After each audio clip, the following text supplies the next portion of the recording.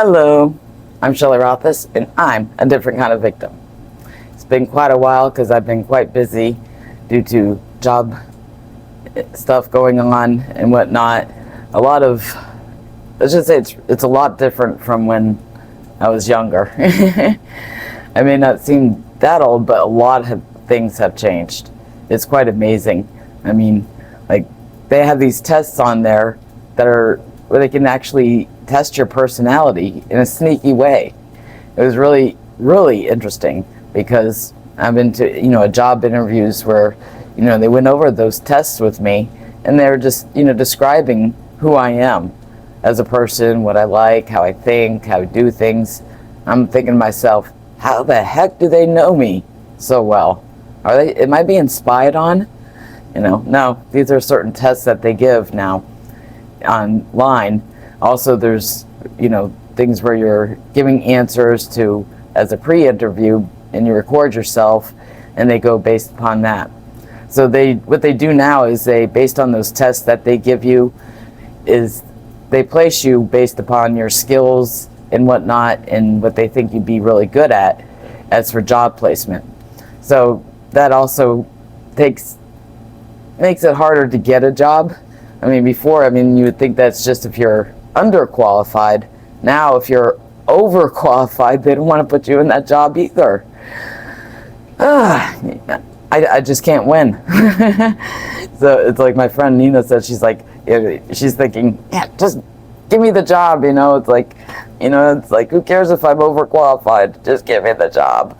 So anyways, I'm going to be patient because I had something else that ended up helping me out. So right now I do have a job that it's a temporary job. I'm helping out a friend, and based on something I am certified, which is business administrative, and that's what I'm doing for now, just for, extra temporary until I get the job that I actually would want to have. And they're still deciding upon that as to where to place me and as for openings for a position that they would want me in. Like the first job, it was because they want me to work with victims specifically, as for, helping them with group therapy, stuff like that. So until that comes in, that's what I'll be doing now, is working for a friend underneath them, just help them out here and there with the business. So last time we went over conditioned, normalized assholism syndrome. And what we went over was based upon the two people that I had spoken about, which would be my favorite Professor Dyer and also Paula J. Kaplan, in the article that she wrote that was really great, was hit spot on as for what the problems are, not only within the mental health field, but within society as a whole. Now, we also went over, before this, was conditioned, normalized victimization syndrome. Now, I'm going to stop right there as for that part and how it actually does relate to people and how they actually understand it even better based upon something that happened recently. So, a friend of mine was explaining to me based upon what I had taught already based upon that part, which was conditioned, normalized victimization syndrome. Now, she, like myself, has issues with her sibling. And that sibling had basically, I guess you could say, did abusive behaviors and actions towards her, like mine has. Now, many mistaken survivor mode as though the victim doesn't know what's going on, that they don't realize that they're being treated in ways that they don't deserve to be treated. And I've proven that to be not true for most of the cases. Just like I knew I was being treated in bad ways and didn't deserve it based on the bullying, the abuse within that, and the way that, Ken was treating me. And I realized that even with the 3 alcoholics, that I didn't deserve that. So I also described how the fear versus pride. That's the first thing I said to my friend. I said, fear versus pride. The fear is admitting not only to others, but to yourself. I was in a toxic relationship. It was hard for me to admit to myself that I was still in a toxic relationship that I chose to stay in and remain in. And that was with Ken. And I regretted it. I actually felt ashamed about it. And like I stated, I'd rather people thought that, that we were, hooking up or whatever they thought, who knows. But many victims go through that. They don't want others to see them as, God, how stupid that they stayed friends with them or they stayed married to them and blah, blah, blah. So that's how I explained it to my friend. And she's like, exactly. Because she told me herself that she doesn't like when other people put down her sibling. And I said, that's exactly where I said, fear versus pride. I said, you don't need to hear from other people that your sister is treating you in ill ways that you don't deserve. You already know that. You don't need somebody rubbing it in your face, wow, you're pretty stupid to, put up with that, nasty stuff and that she does to you and blah, blah, blah. The victim already feels ashamed of that and whatnot. They don't need to hear it. People know what is right and wrong, just like abusers know what is right and wrong. Unless they actually have brain damage, you're not born to be an abuser, as I've been describing and actually proving. They're not born. It's just like that drink. You're not drilled in the head that, they're an abuser for life. I was born this way. Just like that person taking that drink, oh man, I can't help it. Now I gotta go. Same thing with abusers. It's not something they should have an excuse or an exception for.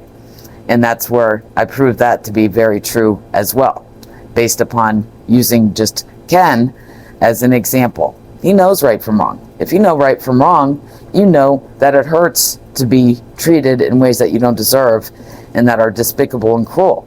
You yourself knows how it feels to be hurt and deceived and betrayed like that.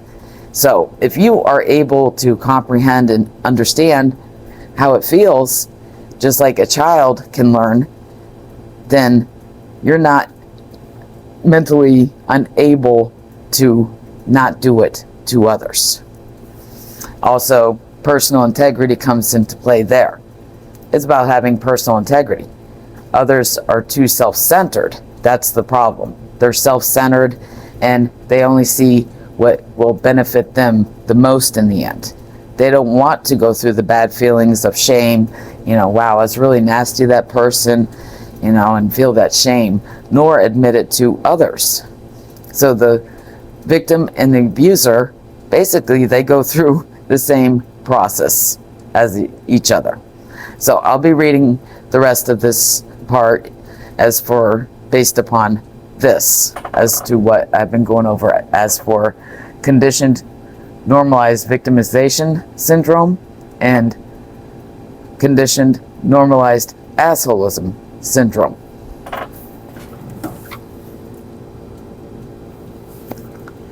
Conditioned, self-learned behaviors or actions. Victim finds what behaviors and actions that they believe will protect themselves from extreme painful emotions. The victim's main protection is they feel helpless and desperately seek out any behaviors and actions that seem to lessen the consequences of painful emotions from the abusive, inhumane behaviors and actions of others. Abuser finds what behaviors and actions regularly benefits themselves, mainly within their relationships. The abuser's main protection is that they don't want to have any negative emotions within the relationships they choose to have. Normalized. After using chosen behaviors and actions that seem to be most effective, they start to use these self-learned behaviors and actions more regularly, and then it becomes a habitual behavior that a person no longer will admit isn't actually a positive, effective way to have a healthy relationship. Victimization, assholism syndrome. When a person who has normalized their unhealthy behaviors and actions that are self-learned, they end up in what is known as denial. Note that denial doesn't mean that person doesn't realize that their chosen behaviors and actions are unhealthy.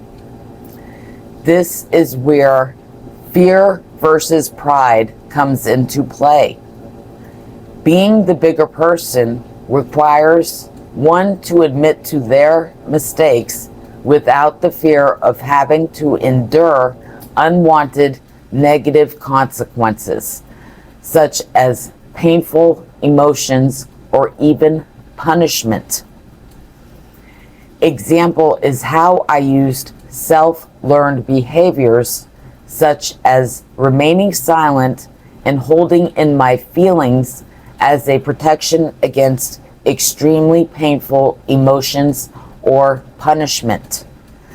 I would accept inhumane behaviors and actions that were being done to me by others I chose to be in a relationship with, such as remaining friends with Ken after finding out that he was in a hate group that was made to intentionally harm me. One of the most painful parts of the ending of almost all of my relationships is having to admit to myself and others that I had foolishly chosen to be in a relationship with someone who treated me in ways that I didn't deserve. Example of how Ken used self-learned behaviors is that he took sides based on what side would result in less stress or painful emotions. Even though he chose the side that was intentionally harming the innocent side, Ken chose to side with the side he would have less stress and emotional pain in the end,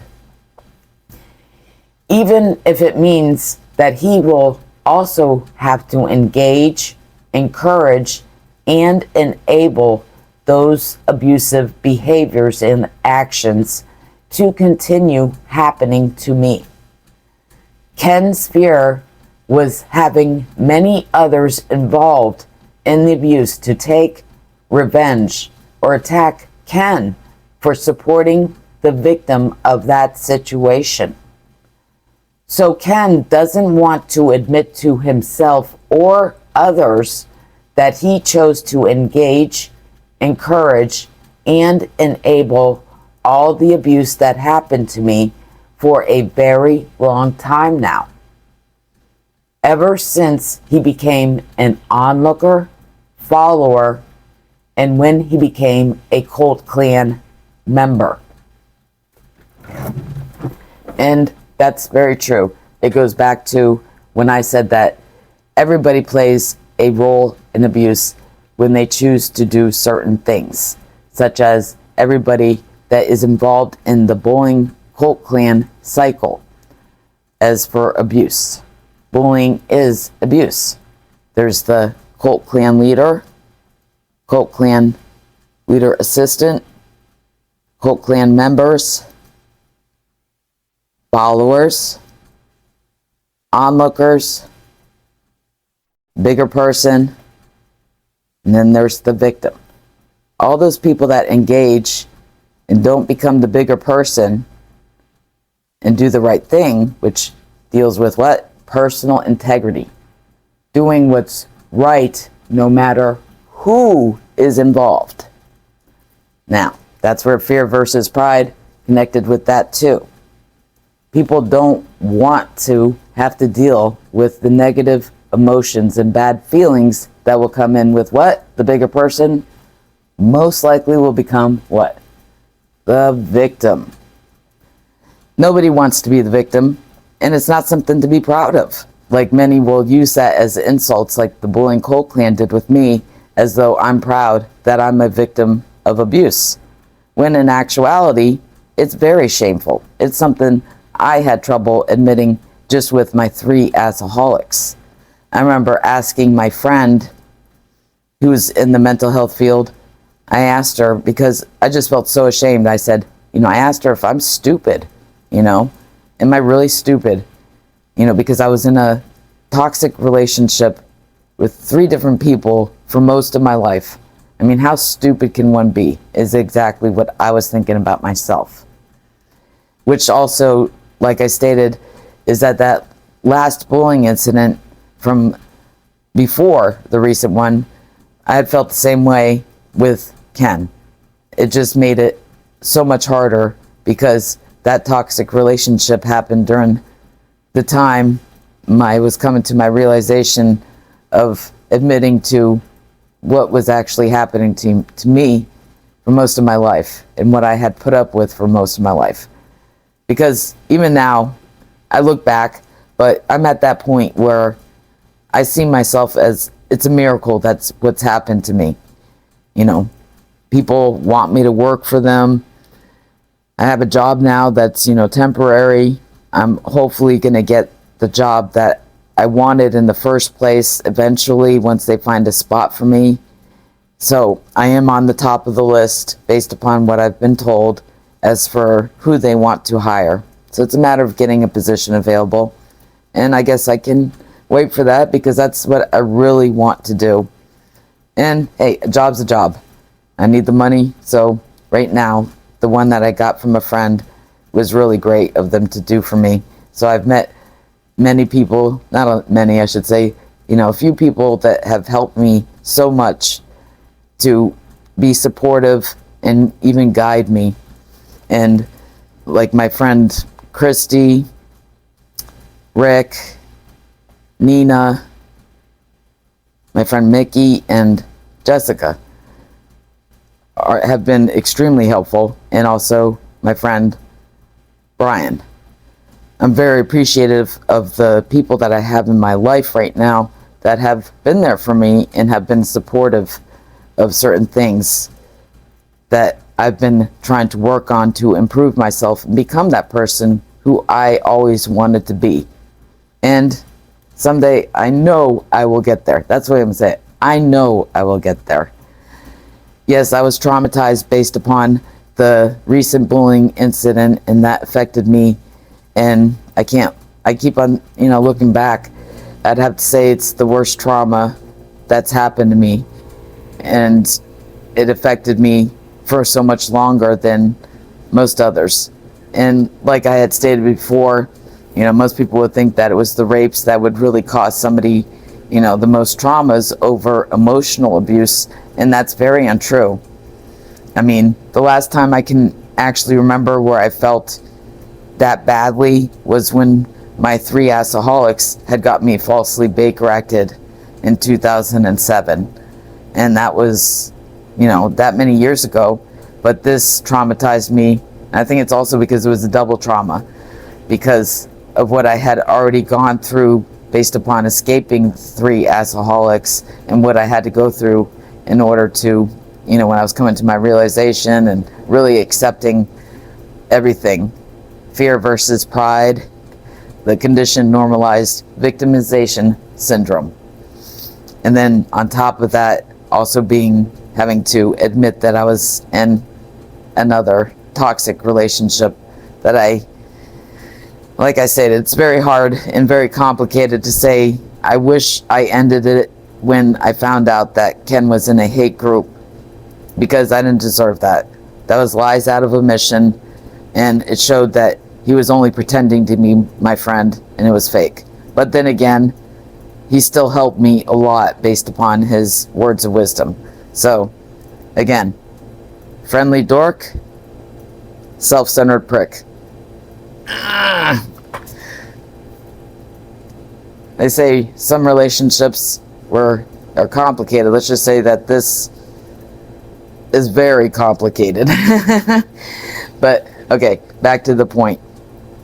So as you see, based upon what I've been teaching, based upon conditioned normalized victimization syndrome and conditioned normalized assholism syndrome, you can see how the victim and the person doing abusive behaviors and actions can actually connect in different ways as to how and why they do those things and continue to do them, and also proving that there are so many excuses and exceptions within our society because of the mental health field, and also what others in society make up themselves. Like I said, someday we're gonna have to change what mental illness actually is and change the word, just like they had to do for the word retardation, because people were using it in ways that were not right as for what it actually means, and it was insulting those who have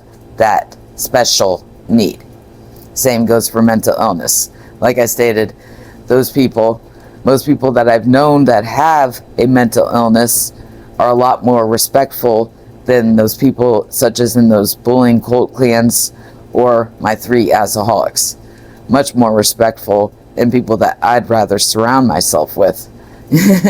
So there's so many changes, like Paula J. Kaplan had stated, that need to be done, not only in the mental health field, but also in society as a whole, as culture and everything else. People's personal opinions and beliefs make these myths out to be as though they are factual. And remember, there's theories and there's facts. There's many theories within the mental health field, and not everything is carved in stone. It's based upon many opinions and not facts. And that's where people who go into the mental health field really need to understand, when you go to college, everything that they're teaching you is not all factual. Many people go in thinking, oh, it's all facts. Just because it's written down in a book does not mean that it is absolutely factual. Just like science, there's those theories that they said it was this, and it changed to that, then it changed to that. Same applies for the mental health field. So I'm going along with Paula J. Kaplan, and also with my new words to replace the ones that I don't feel fit for what they consider mental illnesses, or the theories that they come up with to make up words such as survivor mode. I changed that to conditioned normalized victimization syndrome, and the narcissistic personality disorder, they're not capable, blah blah blah, excuses and exceptions, to conditioned normalized assholism syndrome. So I truly hope that I can make even a small change in the mental health field and in society as a whole, as for what I'm trying to do, as for making positive changes that will help everybody, not only current victims or future victims, but everybody as a whole. So I'm going to stop here for now. You may not be seeing me as often due to the job and all of that, but I will try to continue and finish up this part when I get chances and whatnot. I try to have some fun time to relieve my stress, which I usually enjoy painting and doing artwork and stuff like that. So I'm Shelley Rothus, and I'm a different kind of victim. See you next time.